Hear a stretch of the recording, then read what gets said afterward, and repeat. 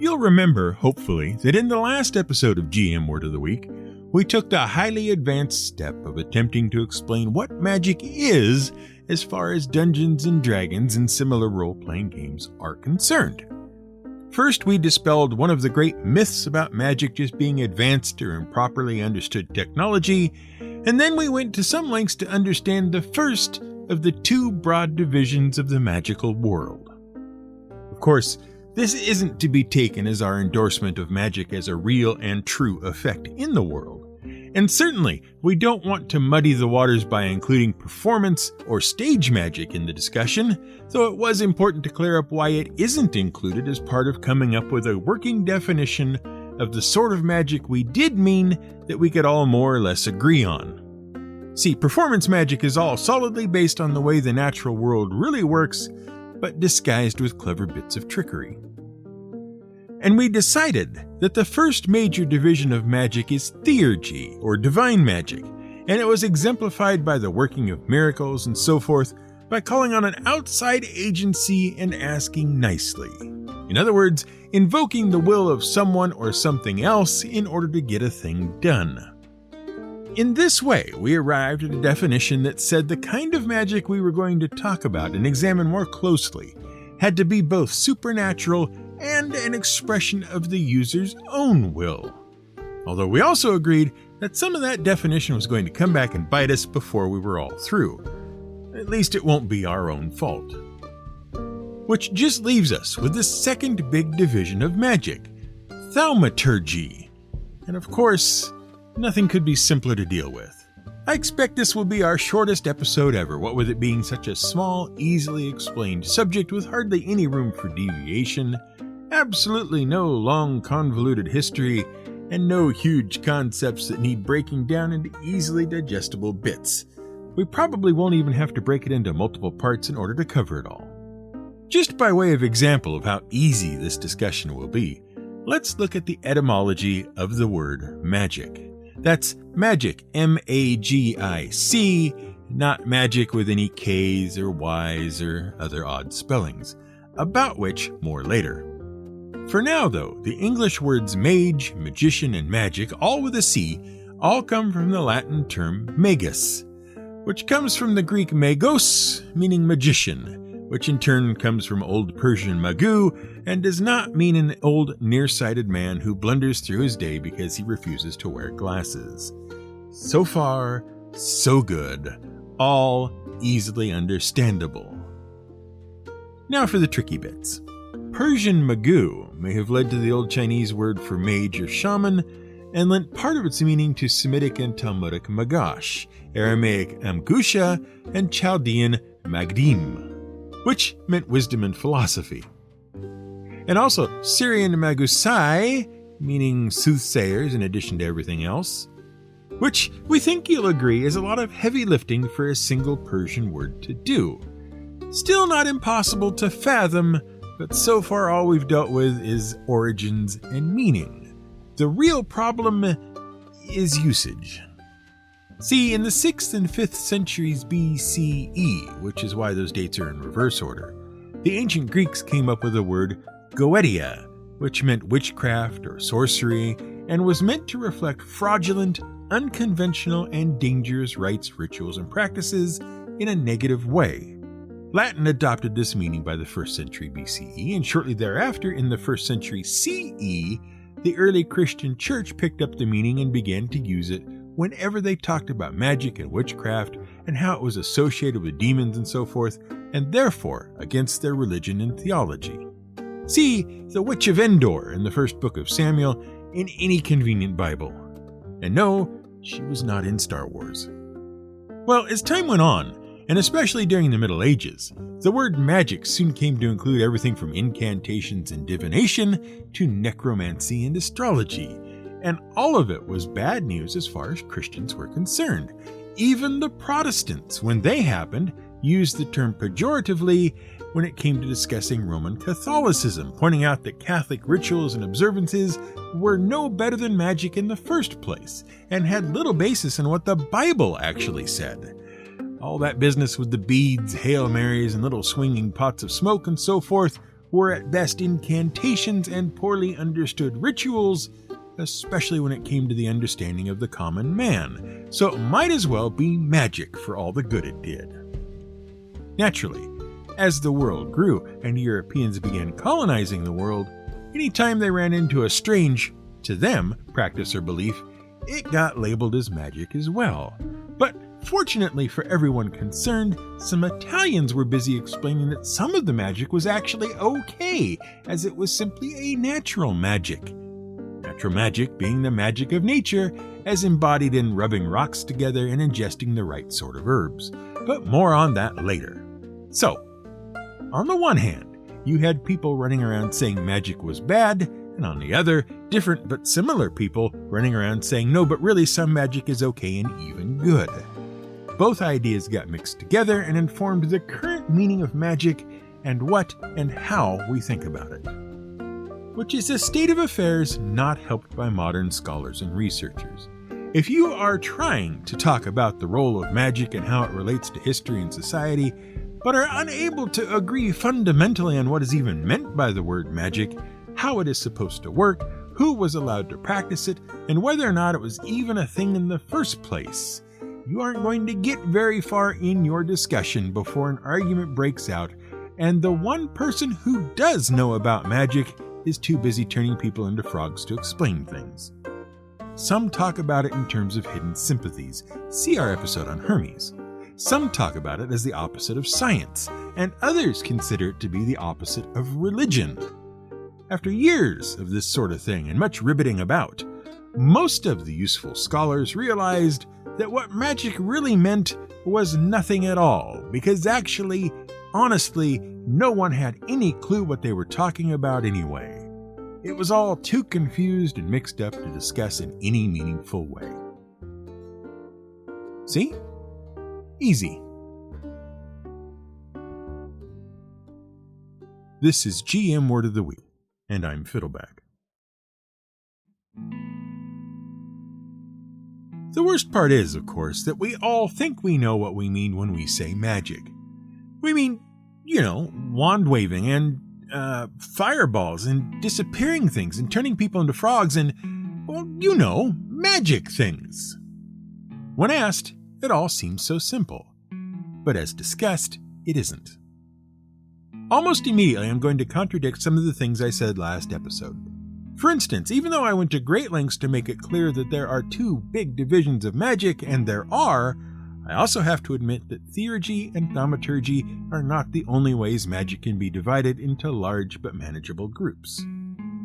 You could, for example, divide magic into black magic, white magic, and the slightly more enigmatic gray magic. And immediately we know the difference between those, right?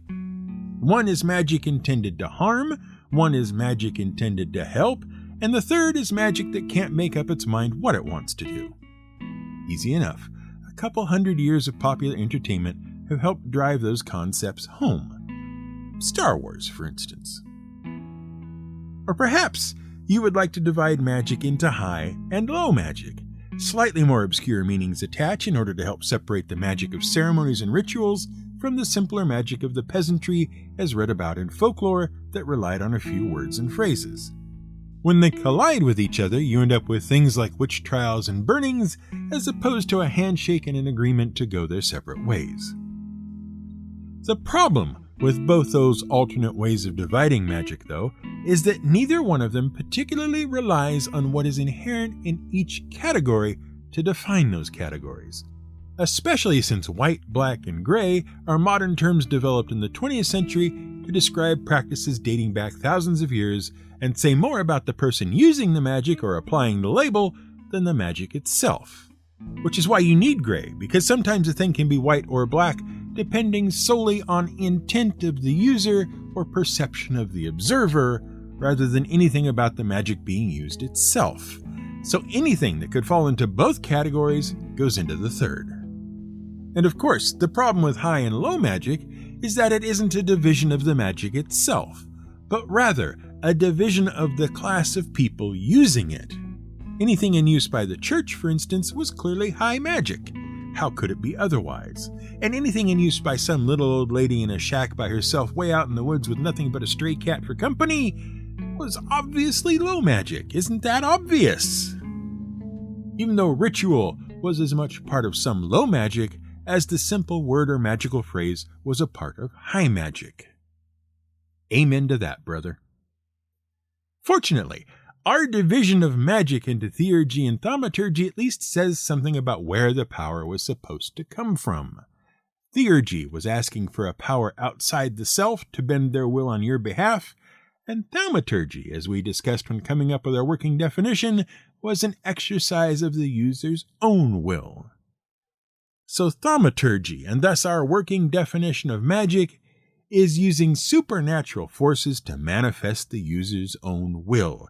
I make fireballs because I want to, and not because some deity has allowed me to. Strangely, there's no therapy for either of those two positions. The other place we're going to trip over our previous episode is in saying that divine magic is an entirely separate thing with no crossover into this episode at all. That is, of course, ridiculous and entirely wrong. It works in the sort of simplified world of Dungeons and Dragons, where there are actual mechanical rules that have to be implemented in consistent ways, and so some strict definitions are needed to guide that application. But any of you who have paid attention to recent editions of the game will quickly realize that even that doesn't apply anymore, thanks to D&D's ongoing efforts to appease everyone and let them play the way they want to play. That's all well and good, but ultimately unhelpful when it comes time to actually talk about the way the game works. So if they can't accomplish perfect distinction in a game full of rules intended to provide such distinction so you know how things are supposed to be run, there's absolutely no hope for the real-world examples that have informed the game since the beginning in the first place. In truth, bits of divine magic are all over the supernatural self-willed kind of magic we want to discuss here. You're just going to have to accept that the real world is messy and refuses to fit into narrowly defined categories no matter what you are talking about, let alone something as convoluted and old as is magic. In fact, when it comes to the discussion of the history of magic, we have yet another insurmountable problem to overcome before we can even decide what the history of magic actually is. It's one of those 40 or so questions about magic you have to answer before you can even discuss what it is. And without it, you can't even have the discussion because magic wouldn't exist in the first place. See, magic requires two things to actually be magical beyond what our working definition even suggests. First and foremost, it requires someone to do something. Anything, really. It literally doesn't matter what the thing is. It just has to have someone who does it. Because the really, really important part is the second ingredient, which is that someone has to see the thing being done and not know how it happened. It's the one extra fact they don't know, as referenced in the quote at the very end of the last episode, which makes a thing magical. Someone has to be a bit dumb, or a bit fooled, or a bit confused for magic even to exist. After all, if everyone knew how everything magical was done, it wouldn't be magic, it would just be a slightly more complicated way of doing things. If you don't know about migration, birds turn into fish in the winter and live in rivers. If you don't know about splitting atoms, nuclear bombs seem impossible.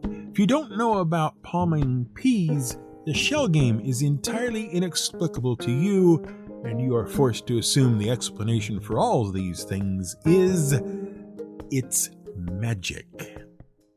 So, in order to decide where the history of magic begins, we first have to decide when the first person was fooled by someone else doing something about which the observer did not know that one extra fact, which puts the history of magic right there with the history of the wheel, so far back that no one knows when that moment was, effectively lost to history. We're forced to assume it was some caveman or woman somewhere who just couldn't understand how Grunk managed to pull that bird bone out from behind their own ear. failing to notice he had it cupped in his hand the whole time. Pure magic. Let's burn him at the stake as soon as we work out how to make fire. However, for our purposes, let's start in Mesopotamia. For most things lost to history, Mesopotamia is the first place where some sort of record of it turns up, largely because Mesopotamia was pretty much the first place people started writing things down in ways that managed to survive to be discovered by other people. In Mesopotamia, magic took the form of rituals and medicine, with a brisk sideline in counteracting evil omens. See the amulet episode for a discussion of the little trinkets used to ward off the evil eye and other such things. As far as the people of Mesopotamia were concerned, amulets and magic were the go-to cures for anything having to do with ghosts, demons, and other such evil. Heck, even dead people you had unknowingly wronged might be able to cast some sort of harmful magic against you, so you had to watch out for that as well. And so prevalent were curses cast by other magical practitioners that you'd better get a jump on it and not only have the curse being cast on you warded off, but cast one right back at them, preferably preemptively. Of course, it just wasn't done to be seen to be casting curses on people. You could get in trouble for that, probably involving fire. But also, it was very, very good for business to be seen protecting people from curses, especially if that person went on to live a happy and fulfilling life and not, say, get trampled to death by wheelless ox carts 10 minutes after leaving your house of blessings. So harmful magic was cast in secret, but blessings and curse preventions were carried out in public for everyone to see. You could also try burying little figures of the people tormenting you while saying a few words meant to protect you from them, or you could attempt to transfer sins you might have accidentally and unwittingly committed to other objects and burn them to rid yourself of the impurity. And of course, you could even get love spells for those especially troublesome relationships that weren't quite working out the way you had hoped. See our episode on love potions for more on the power dynamics involved. All of which is to say that in Mesopotamia, bad things happened to good people, and it was hard to explain why. And with so much uncertainty laying about, maybe curses and magic and amulets and such could help you avoid it all, which was very good for the magical practitioners of the day, or rather for their business and reputations. It was an opportunity not to pass up, and an Asipu would help you out, or in, as the case may be. In fact, Asipus were not only magic users, they also likely acted as doctors, priests, scribes, and the sorts of people who just generally know most things of a technical nature and could probably teach it to someone else. Which they did, most especially to their own children, passing the knowledge down through generations and ensuring its perpetuation. They were highly revered, and no good Mesopotamian worth his salt failed to have one on some sort of retainer. Which is fine. Everyone wants their own pocket magic user, or in fact, magic bowl. Because in Mesopotamia, if what you really wanted was to make sure you and your family were safe from demons and angry or evil spirits, you'd take a woven bowl and bury it upside down somewhere around the house or grave of the recently dead. That way, if you owed them money, or you'd been unkind to their children, or maybe you just borrowed their lawnmower and forgot to give it back, if they tried to come after you from the afterlife, they'd be caught in the bowl and unable to escape it and harm you. Of course, preventing things from going wrong with those in the afterlife was the main focus of another, different ancient civilization. In fact, it is very nearly the thing they are best known for. The ancient Egyptians were so adamant about having a successful afterlife, they piled up great big bricks in the middle of the desert to let folks know how they really felt about it for years to come. Fortunately, the Egyptians kept excellent records, and thanks to numerous surviving tomb carvings and burial goods, we've got a fairly good idea about how magic fit into their lives. Or rather, their afterlives. For the Egyptians, magic was personified as the god Heka, and as such was closely entwined with their religion and culture. So much so that Heka is not only the name of the god, it's the word for magic in ancient Egypt, and became the root for other words that mean magic in subsequent cultures and belief traditions, that derived from Egypt as well. See, the ancient Egyptians thought of Heka as a morally neutral force with wide application. Neither good nor bad, it was just something that existed that anyone could make use of, just like air and water and gravity. You didn't even have to be Egyptian to make use of and be influenced by the use of Heka. It applied equally to everyone, no matter their personal beliefs, homeland, or station in life. Anyone could use it for any application as they saw fit. The principle of Heka applied to all. And what was that principle, you might well ask? Well, it had to do with the power of words. Words, it has been said more than once, mean things. However, according to Heka, words not only meant things, words could bring things into being. Know the right words, and you, like the Egyptian gods and the Egyptian creation myths, could create the entire world. And since humans in the Egyptian view were but 1 or 2 steps removed from being gods themselves, it was perfectly reasonable to assume that humans could be just as creative, in the bringing things into being sense, as the gods themselves had been. Say the right words, and the world was the mollusk of your choice. But the real major force of Egyptian magic, and the one you've no doubt heard of over and over again in various horror films, action movies, and Gothic-inspired tales of suspense, is the Egyptian Book of the Dead, which contains within its name a bit of a lie. See, there is no book as such. What there is instead is a series of hieroglyphs and tomb inscriptions containing numerous spells intended to aid the dead in crossing into the afterlife and prepare them for the journey. The pyramid texts, as they are known, are a series of hundreds of magical spells covering the interior walls of the Pyramid of Unas, last of the pharaohs of the 5th dynasty. They are inscribed into the walls in floor-to-ceiling vertical columns, and they are all intended to help the pharaohs survive in the afterlife. They were meant to be secret and sacred, for the use of pharaohs only. But when tomb robbers broke into the pyramid, they quickly spread to the common folk, who then began writing the spells inside their much more humble coffins, hoping to ease their own passage to the afterlife. These became known as the coffin texts. Together, these 2 texts, neither written on anything even remotely like a book, form the beginning of the Book of the Dead, or, as the Egyptians called it, the Book of Coming Forth by Day, or Emerging Forth into the Light. Well, once you properly translate the title, of course. Really, what the Book of the Dead was a loose collection of texts painted onto various objects and not written out on papyrus. These things had to survive quite the trip and an entire afterlife, after all, and papyrus was known to be a little short in the longevity department. They would be placed inside a coffin along with suitable coffin texts and various protective amulets, as well as accompanying pyramid texts inscribed on the walls, all with the hope that the deceased would happily stay that way and enjoy the afterlife so much there wouldn't be any reason to come back and harass the family. The collection of spells used for the Book of the Dead was ancient, some dating as far back as the 3rd millennium BCE, which, for reference, is at least as far back in the BCEs as we are ahead in the CEs. And there was no one version of the book. Some 192 different spells are known to exist, and each book used a selection of those spells tailored to perceived needs of the soon-to-be traveler to the afterlife. Each spell would be decorated with its own illustration and had numerous uses. Some were like travel permits, allowing the deceased to go out into the day, pass down into the netherworld, and travel the various roads on the way to the afterlife.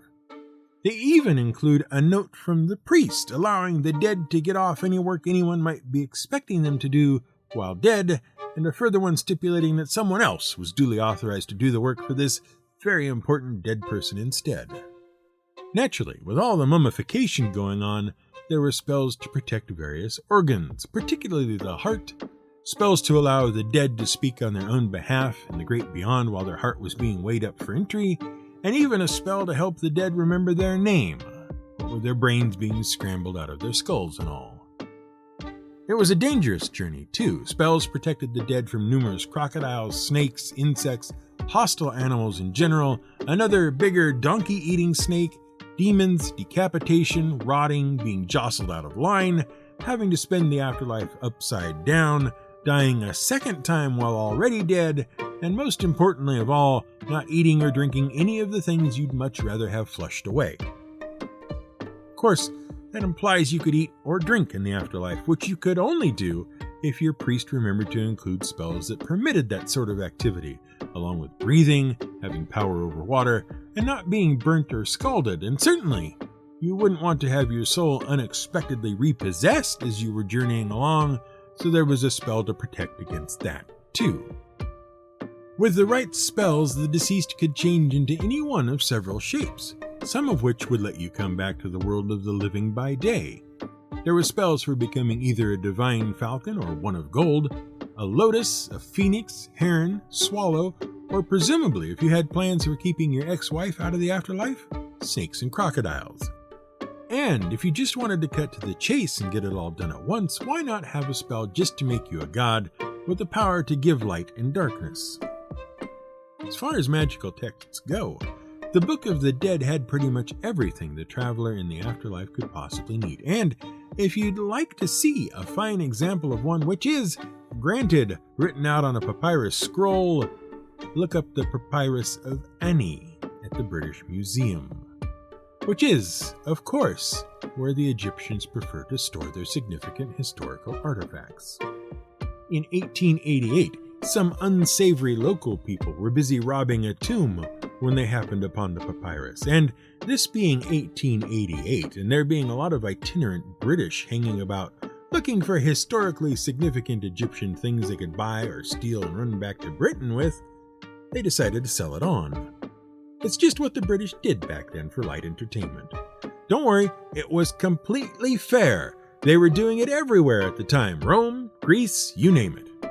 There was nothing the British of the time liked more than other people's things. Anyway, the Egyptian authorities somehow got wind of the whole thing and locked up a bunch of antiquities dealers, sealed up their house, and put it all under guard. Well, a man named E.A. Wallace Budge had already paid quite a princely sum for the papyrus and a few other little trinkets he fancied, and wasn't about to just let the Egyptians have them back simply because they'd prevented the theft. So Budge distracted the guards, we're told, by offering them a dinner, while some of his Confederates dug under the walls of the house and stole it all back. Which is a heck of a dinner to be distracted by, one would think. Probably a giant roast camel with extra dipping sauce or something. He then sent it all off to the British Museum as fast as he could, and the rest is all someone else's history. A history which has much more to go before we arrive where we want to be. I told you there was a lot to cover, and by golly, we're going to cover it. There's still Judea, Greece, and Rome to go. And then all of the Middle Ages, the Renaissance, and eventually something a bit more modern. Because it all matters to what Dungeons & Dragons was trying to do with its magic system. And is still trying to do, with varied success.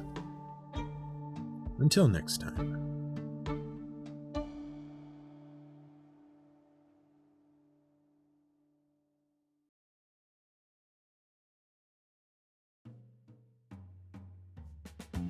Thanks for listening to this episode of GEM Word of the Week. Nope, it's not really on any schedule at the moment. They'll come out when and as they are ready.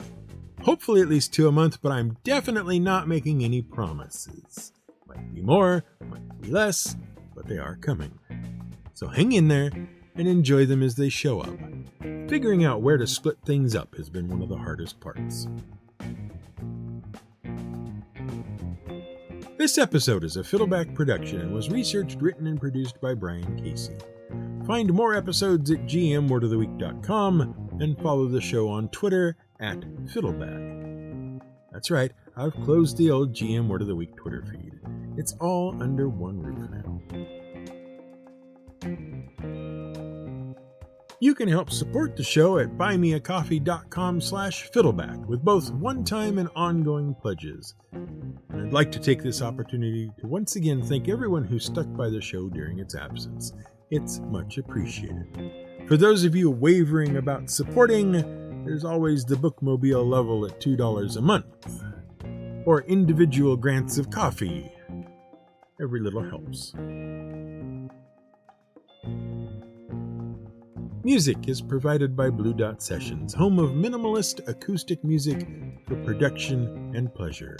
Visit them at sessions.blue. A world in which elves exist and magic works offers greater opportunities to digress and explore.